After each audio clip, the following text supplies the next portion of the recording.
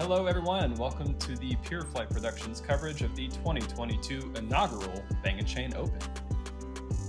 I'm Matt Vassil in the booth, joined with... I'm Sam Wheeling, TD of Bang & Chain Open. We had an absolutely beautiful day out here. Two-round event over at Jacobson Park in Lexington, Kentucky. Pretty stacked feature card, if I do say so myself. Yep. Got Blake Thomas, Brad Schick, Tyler Horne, and Bang & Chain's own Kyle Holt. Yeah, most of the players we had on the lead card were right around 1,000, so it's really good. Absolutely. Starting off on hole one, it is a 596-foot par 4. I think it's a pretty good starting hole, to be perfectly honest. Right. It takes... First shot's more of a placement than anything else. But if you have a 320-foot forehand, the first shot really doesn't put too much stress on yourself. Yeah, you can see Blake throwing. He's a prodigy thrower, so most of the things he's going to throw. I'm not familiar with his disc, but sure. I'm familiar with prodigy, of course. Sure. But basically all they're doing is trying to swing something to try to get as far left as possible without going into the tree line. Absolutely. That makes the easiest approach shot to try to get the easy birdie. For sure. They're mostly going to be throwing over stable distance drivers. You'll see the occasional neutral disc thrown on like kind of a flip-up hyzer if you're really trying to push for distance. Yeah, usually when I play this hole, I'm honestly just trying to get in the fairway. I trust my understable game, so I usually like to throw a big ante to get to the basket. But if you've got a good forehand, it's easier to approach the basket with forehand. Absolutely. The hole really doesn't bring in too much danger for bogey if you stay out of the woods, which, yeah. I mean, is not easy at the same time. But right, yeah, because the only OB on this hole is there is a road to the right, there's a dog park long, and if you throw something a little too overstable, you have a creek that's on the left side. Yeah, so Brad kind of landed where I'm thinking pretty much everyone else was landing too. Kind of right in the middle, sets up a nice little forehand. He was a little bit short on that approach. You want to get around that last grouping of trees, but what's nice on the right side, there is that opening, so he might have snuck through a little bit further. Yeah, the right side by the basket's maybe 20 feet to the dog park. A lot of people, that's why they want to go the forehand and just try to come around. Yeah, so Kyle got up there pretty nicely, puts himself maybe edge of circle, maybe just in circle 2. Yeah. Blake is, his forehand is much better than mine will ever be. And you can kind of see he threw a little bit short, but he got a good roll. The good thing was we had probably the best weather we've had in a while. Oh, without a doubt, yeah. It was 80 degrees was the high. This was actually the first time that a lot of people probably played 2 rounds when the weather was actually for sure really warm. And what an upshot by Tyler. Yeah, if you notice that up from Tyler too, that's one of the dangers people will have with that forehand approach. It sometimes stands up and rolls down into the creek or rolls down into that wood line. Kyle here for bird. No, just a little low. You are putting downhill from where he's standing, so it does make it a little bit tougher. It looks flat on camera, but I'm telling you, it's not as flat as you think. See, Blake made the same mistake. He probably said the same thing about Brad with easy par. Yeah, this hole it's always debatable if it should be a par 3, par 4, but it's definitely a good 3 to get. The par 4 is, you can just throw some simple shots. Nice birdie by Tyler. There is a longer pin, which if any of you guys come out to Lexington Open, you will see the longer pin. And everybody else taps in their pars. Yeah, so one birdie, couple pars, not the worst. It's the first hole of the day. Now this hole, so hole 2 is 508 feet. It is also a par 4. You can kind of see there. The danger really is if you go short or to the left, but if you go right, you can actually have a somewhat easy upshot to the basket. There is a road to the left, which will be OB, but this hole here, again, the play is usually just try to get as much distance as possible, but easy distance. You can kind of see here, Tyler. Do that real nice. Yeah, that's about as good as you want to be. Absolutely. It's actually, this hole, for me, I'll throw again. A lot of people probably go like a flippy mid, something that they can throw a little bit easier, or a neutral driver, just because if you go too overstable and you don't get it out there, you will get yourself into trouble. I do have to say this is one of the holes I feel a benefit being a local on, because I see a lot of newer players to this course come up with distance driver, fairway driver off this hole pretty often. And to be honest, you don't, like Brad's shot right there, fantastic. You honestly don't have to get that far if you don't want to. A lot of people throw too fast. Yes. They're trying to get out of the gap, not realizing that. Even if you're 50 short of the gap, as long as you're straight, you're fine. Yeah, exactly. Yeah, so you'll see a lot of these trees are down. Parks had came out and try to clean up a little bit of the course. This area here is usually really wet, so a lot of the trees tend to fall over. This is one of the areas that we do the most work when we come out for our work days. And Kyle's in a pretty popular landing zone. You see a lot of drives just end up a little bit short left, and there's honestly just not many options from there. Right. Yeah, and again, right where Brad is prime real estate. It's ideal if you've got a good forehand. Absolutely. And for Brad, that's that's nothing. So you'll see a lot of skips on the next few holes. The ground has a lot of basically just bristles from the trees. These trees are probably that they're about to go into are almost, I swear, 150 feet tall. Oh, I didn't realize Kyle had to go roller.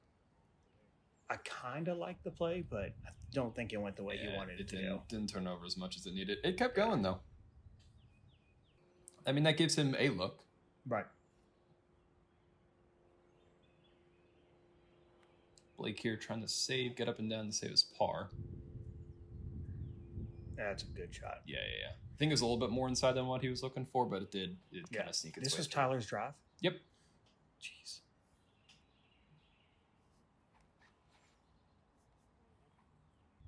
So consistent. Yeah, it's just oh wow, hit a tree. Yeah. But that's inside. Looks like to be inside the circle, so it should be an easy putt for him. Yeah, Kyle made it a little further, closer than I thought he did. Good looking putt. Yeah.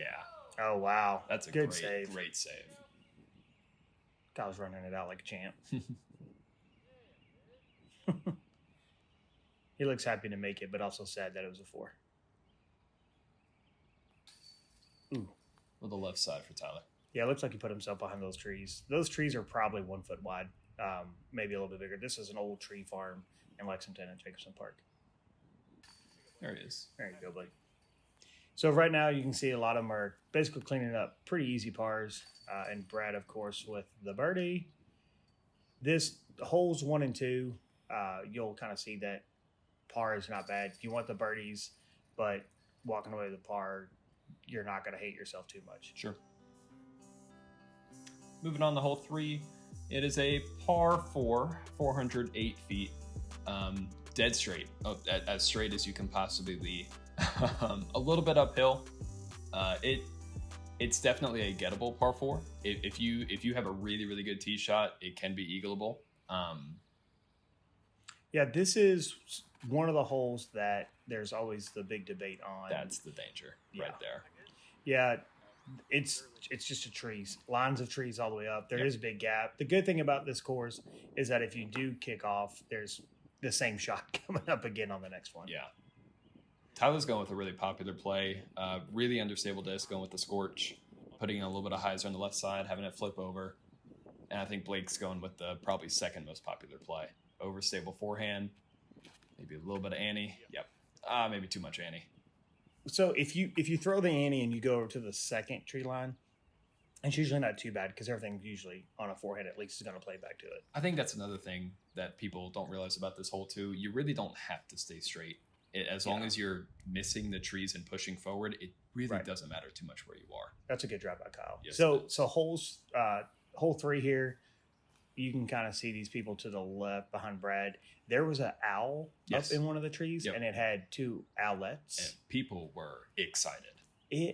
So I had to sit on this hole through the whole event to basically just advocate for disc golf. Sure. And be like, hey, look, you're by a tee pad. If you see people throwing, please just let them throw.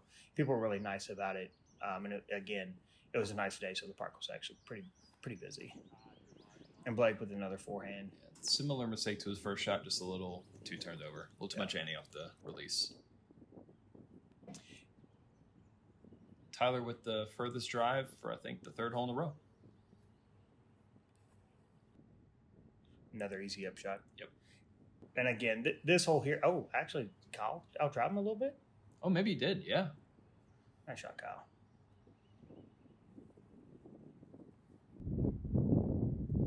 Beautiful approach. This is a hole that you really don't want the 4 on, to be honest. No, yeah. I agree with that. You want the 3 because it's a gettable 3, but at the same time, most of the field are really going to try to get a 3 on this hole.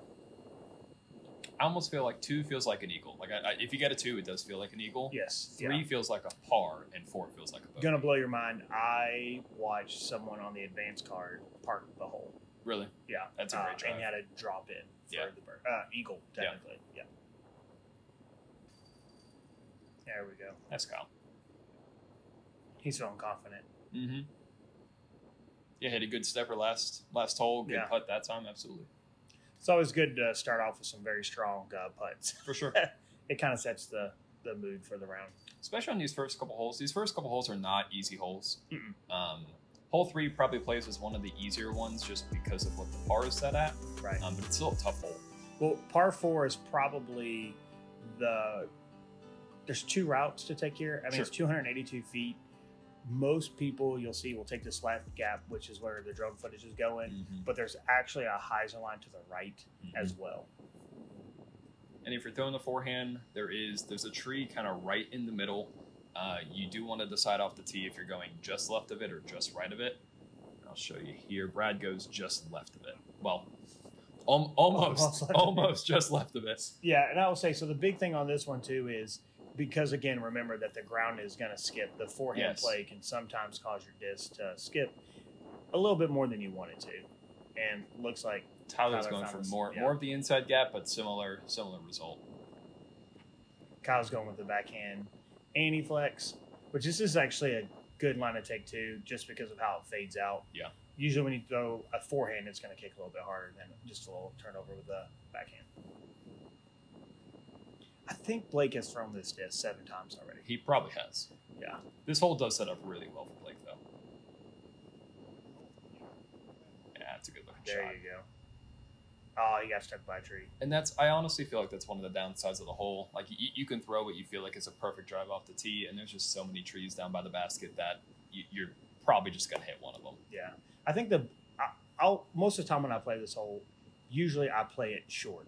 Sure. Because it's 282 in your head. Yes. But really, if you play it as if it's 350, try to get longer and let the disc fade back from a forehand. You're more likely to get the easier approach shot or birdie putt. Ooh. That's a good bet, Brad. This is definitely the prettier part of the course, I would say. Yeah. The first 5 holes, I think, are really picturesque. Good bid there, Blake. Yeah, Blake's just a little bit off. Yeah, the holes 3 through 5, we actually, me, had to sit out here through both rounds, basically just trying to make sure that we informed everybody about disc golf tournament going on. Because it is so pretty. People come out, hammocks, just picnic. It's the first beautiful day we've had in a while. Wow. So Kyle ran his first one a little too far, missed the comebacker. There you go. Good putt, Tyler. He doesn't look too happy right now, but it's still early in the day. So for sure. A lot of these guys know that it's about to be a long day. Again, the high was 80 degrees. Yep. We had water on 3 of the holes, so there's plenty of water out there for everybody. And everybody's finishing up. Looks like, again, none of them are too happy with coming away with a par on that hole. Everybody really wants to birdie on that one. So hole 5, this hole's fun. It is fun. It's 675 feet, par 4. I personally think it's the hardest hole in the course. It takes a good drive, and I think it takes an even better approach to actually get the birdie. It is kind of a placement drive at the same time. You can decide if you want to go left or right. Usually, I think people are going to want to go left. It brings in the forehand approach more often. Kind of what Brad's doing here. He wants it to fade out right before. That's a good-looking drive. Every time I play, I'll go into the woods on the right. I do the same thing. Yep. I like the shot that forces me to throw straight just because I trust that shot better. And it seems like that's what Tyler's doing too. Understable, flipping it over. And just biting off as much distance as possible. For sure. Because similar to the last hole, if you go to the right, you're going to hit some tree at some point. You just want to go as far as possible before you do that. And Blake threw it. Look should be a little too high. You really don't want to go too high just because of the trees. Yeah, lots of branches. But he bit off a lot of distance. Yeah, that disc definitely fought through. Yeah, this hole here, there's so many different ways to play it, but a lot of the pros, and honestly a lot of us locals, we kind of know where that great landing spot is. Where Kyle is going is a great landing spot. Helmet and Brad for most people, are in the ideal spot. It is, but I think Kyle's going to be too pinched with these trees. Yeah, it's going to force either that really low forehand or maybe even a roller, probably forehand. Oh, he went right side. I like it. I wonder if that's the line he wanted to take. I don't know if you want to throw through all the trees beforehand. Not sure. But, he tried. And this is where I'm trying to land most of the time. I like the right side a lot more because if you have this straight shot, it is almost like the last or hole 3, you're throwing dead straight. Yep. And Tyler bit off a little bit too much on the left. But that's the mistake to make. Yeah. You want to land far, not short. Brad, he's got the quickest throw in the world. The cameramans love him. He gets up. He already knows what he's throwing. And, again, you can see right there, like I said, the ground, everything was going to skip. Yeah. Bad skip, a good tree. Kind of stops him, puts him 20, 25.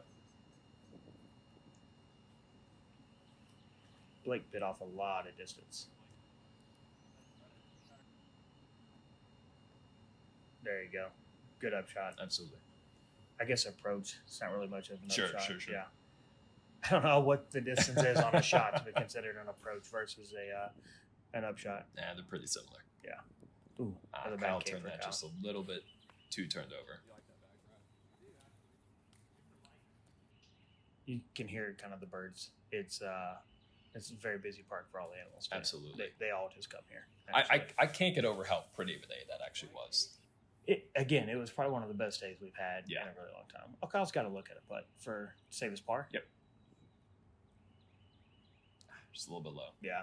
Probably just footing. If you get off a little bit to the right, it's not the best footing in the world. Yeah. This is Brad for birdie? No, this might be for par.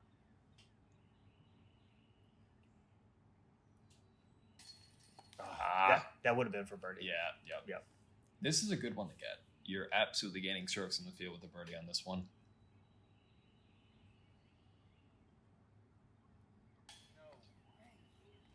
I think Blake's a little mad there. Yep. He's just a little bit off on the green. Again, it's early in the morning, and I say early, but we started at 9 a.m. So depending on what time he woke up, that's absolutely early. We say it's early, but when October comes, we start playing at like 8 o'clock in the morning. Sure, because you're not going to get your round time.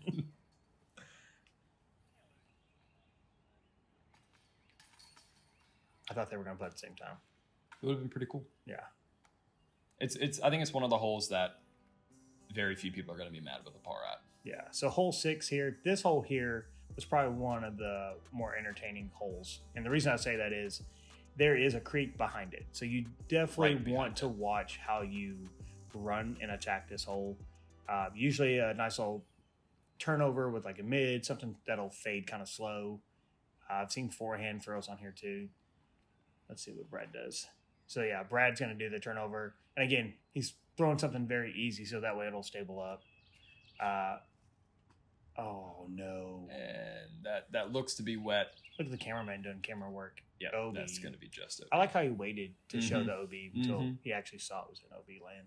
So if you notice, Brad went distance driver and Tyler's here throwing his own. Very different ways of attacking the hole, but the idea of it's the same. Overstable, flex it over, and then have it stop. Yeah, like I said, and the reason a lot of us, especially locals, try to do something more of like a mid is just because usually you don't get the skip that Brad got. Sure. Yeah. But honestly, even though Brad is OB, he's about 10 feet from the basket. He's tapping in for a par. Absolutely. Let's get over a little bit. That's a flippy disc. Yeah. It looked like it hit a tree, but I did not get to catch it. Sure. And the cameraman that was supposed to catch it, I don't know where he was at. I'm just kidding. Trey, we love you.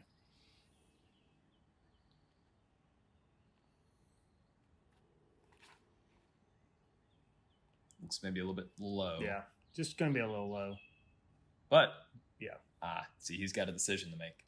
How hard he actually wants to run that. You run it. It's I know he's running it. Yeah, I just don't know how hard he's going to run it.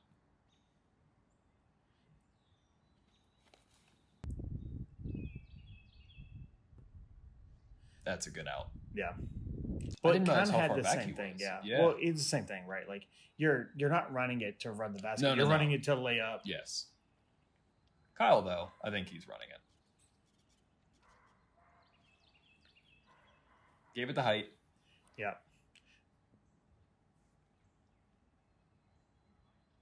And if Blake's still out, that means Tyler's real close. Yeah. Yeah, Tyler, I think, was like just a foot from him. Oh, yeah, you can see it there on the bottom. Yeah. Brad actually got further left than I thought he did. I thought he was right behind the basket. I thought so, too. That was a harder putt than we were thinking. Yeah. Good comebacker for Kyle. And a nice 5-foot birdie for Tyler. Well, when your arms are that long, it's more like a more of a 3-foot. Sure. It's not that big of a birdie. Makes life a little bit easier. Yeah.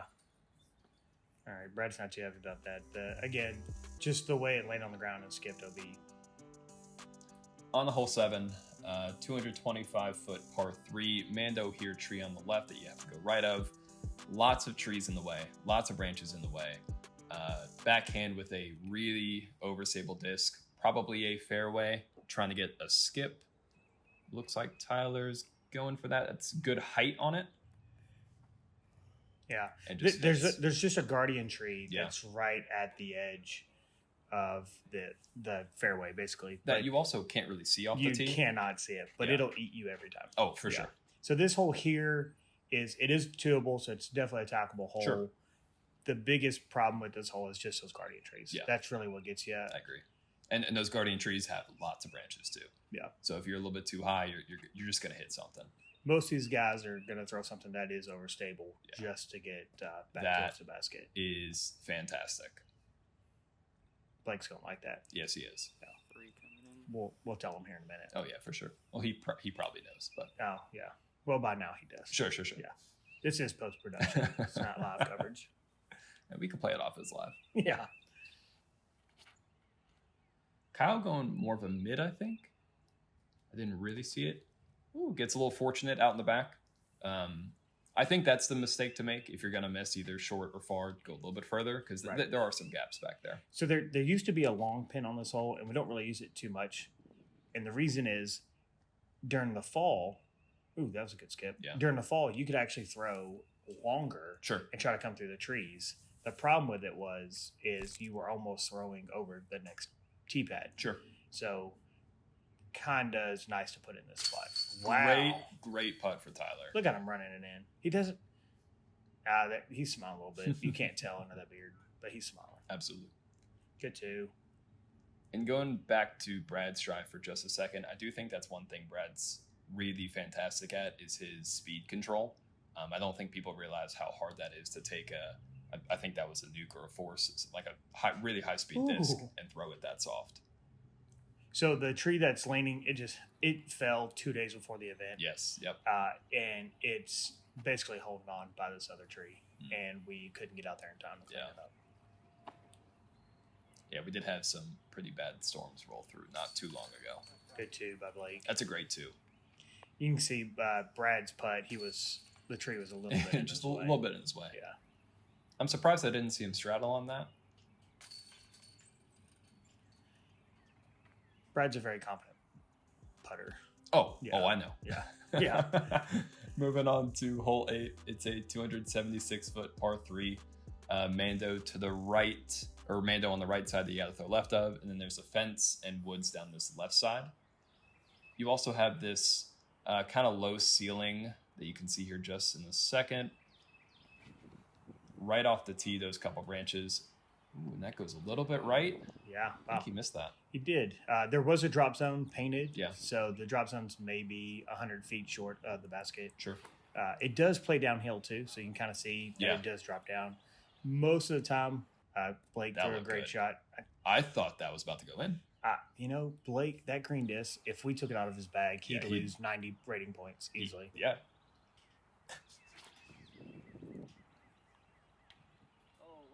Oh, that's a good shot. Yeah. So usually on this hole, you really want to throw something just straight. Sure.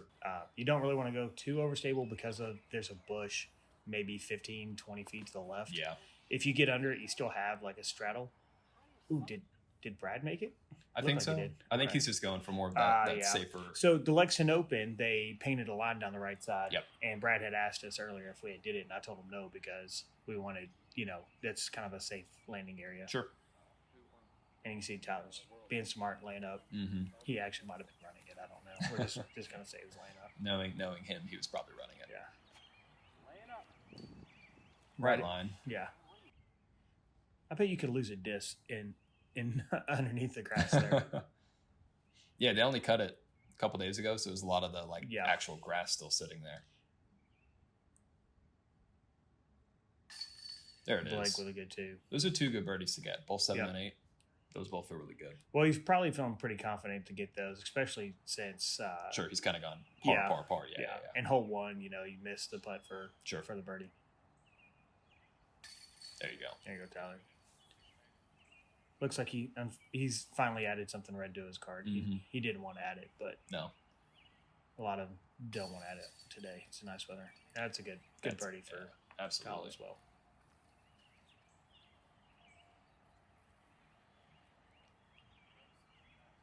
Look at him. The young gun teaching Brad how to play. Yeah, that's what you got to do, man. I don't know what I do. All right, so hole 9. This hole is listed as a par 3. Basically, you just want to throw straight up this gap. Yep. It is slightly uphill. However, it's only like 60 feet incline, but once it gets there, or like 60 feet from the tee pad, it goes up a little bit, and then it's just flat the whole way. Flat as can be. There was a giant tree that you can kind of see looks like a bush now to the right. It fell. So the play is just to play in between them. This hole here, we call this a tweener because it's not long enough to be a par 4 because of how easy the hole is. Yeah. But it's also not short enough that the 2 you're going to see a lot of 2s. It's another hole where 2 kind of does feel like an eagle and 3 kind of feels like a par. Yeah. So Kyle took what a lot of us think is the easier route. Sure. Just throwing a big spike hyzer to the right. You're taking these two bushes out of the way at the beginning. And you're really not sacrificing much distance. Like you can see Brad's landing in the pretty much exact same spot. Yeah. Brad throws so fast. Always. And he knows what he's doing. He's been playing for a long time. Oh, yeah. Tyler's trying to bite off as much distance as possible. That was look, when the cameraman that is catching him has to turn around, it's a good sign. It's a little deep. Oh yeah. And kind of see right where Blake seemed to throw basically an easy drive and then just throw an easier approach shot. Yeah, Blake's doing what I think most people are trying to do. Just nice and easy off the tee. Don't hit the bushes. Nice and easy approach. Tap in 3, move on.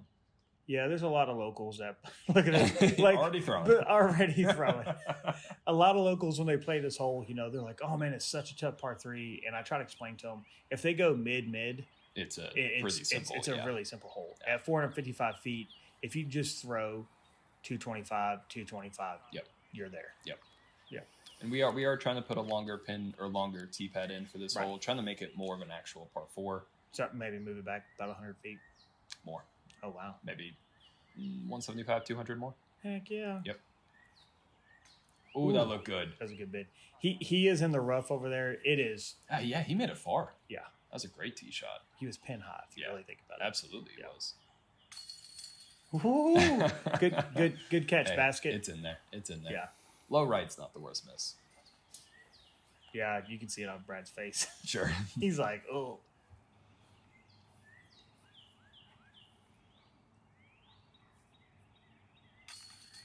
There you go. Again, like I said, the par on this, you can't feel good or bad about it. No. You just don't want to force. Almost just indifferent, Yeah. Tyler wanted the 2. Yeah. He's throwing his drive like he wants it to. So it looks like they're all tapping in. We can see Blake is 2 down through the front 9. Mm-hmm. Brad's 1 down. Tyler Horne's 3 down, and Kyle Holt is sitting even. Yep. Yeah. So far, they're playing pretty good. Kyle, of course, is just playing boring golf, as we would call it, just par 3s. Yeah. So yeah, you can see right now through the front 9, they're sitting. We had I think close to 40 pros in this division. About So that, yeah. so they're all sitting in the middle of the pack, if not at the top. Oh, look at Blake. Giving a little shout out to FlightCo. Check them out. 4 down through. So that'll do it for the front 9. Check us out on the back 9 to see how this card finishes up their first round. Yeah. Thank you for tuning in. Such a beautiful day. That hole, man. It's so pretty. It is.